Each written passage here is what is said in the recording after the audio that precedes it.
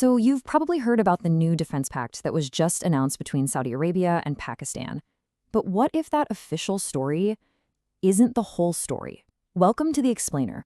Today we're diving into some pretty compelling analysis that suggests this deal is something much, much bigger, something that could totally reshape the entire Middle East.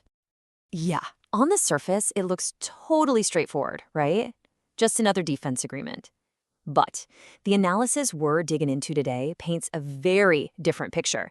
It suggests this is a massive, carefully planned geopolitical chess move with some pretty serious nuclear implications. So to really get what's going on here, you have to follow the money and the power. The analysis we're looking at calls this a win-win-win situation. You've got three major players, Pakistan, Saudi Arabia, and even the United States. And it looks like each one of them is walking away with something they absolutely desperately need. Okay, so here's the alleged bargain in a nutshell. You've got Pakistan, which is just drowning in Chinese debt, and they get a huge financial lifeline. Then there's Saudi Arabia, who gets the one thing they've wanted for years, a nuclear umbrella to level the playing field with Iran. And the US, well, they get regional stability and a way to counter China, all from a comfortable arm's-length distance. But here's where it gets really interesting. The core of this whole theory, the real juicy stuff, it's not in some leaked memo or official statement. Nope. It comes from way up in the sky.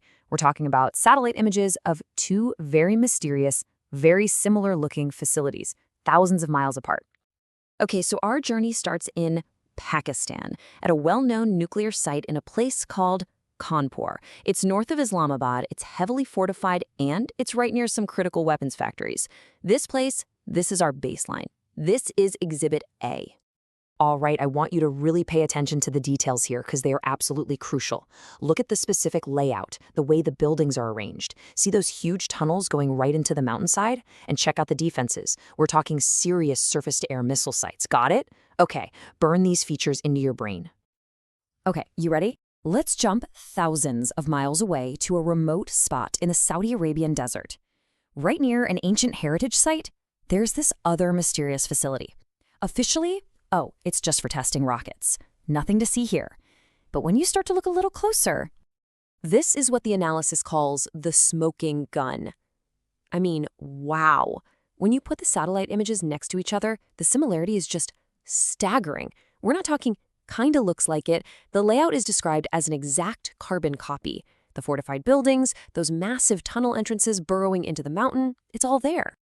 I mean, the analyst who found this literally said, I realized this looks exactly like the Pakistani site. The whole layout, it's exactly the same.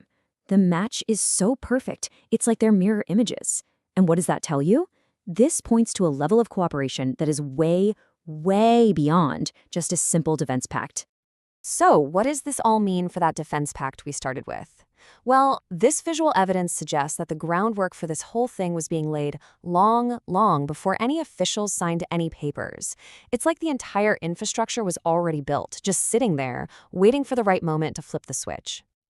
And that brings us right back to the grand bargain, this perfect three-step dance. So step one, Pakistan basically provides Saudi Arabia a ready-made nuclear umbrella using these pre-built facilities. Step two, in return, Saudi Arabia pumps in billions, reportedly up to $6 billion, to help Pakistan get out from under Chinese debt.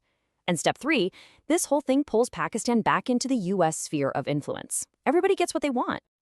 And for Saudi Arabia, this is an absolute game changer.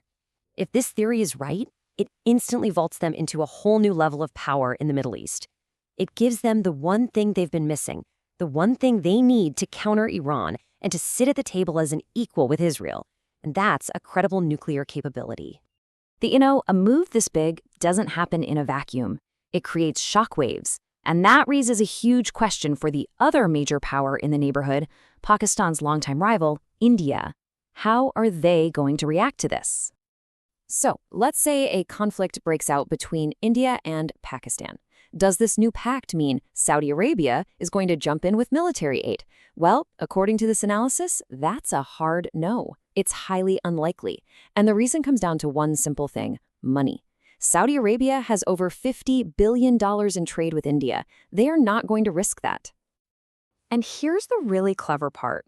The pact apparently doesn't have a binding NATO-style an attack on one is an attack on all clause.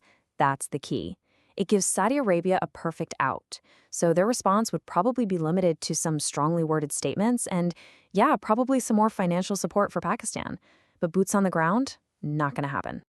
So what this really boils down to is a brilliant strategic move for Saudi Arabia. It's like they get to have their cake and eat it too. They get their nuclear security blanket to deal with Iran in the short term, but they do it without blowing up their super valuable long-term economic relationship with India. Pretty slick. So where does that leave us? You have to ask yourself, is this a pragmatic masterstroke of diplomacy that actually creates a more stable balance of power?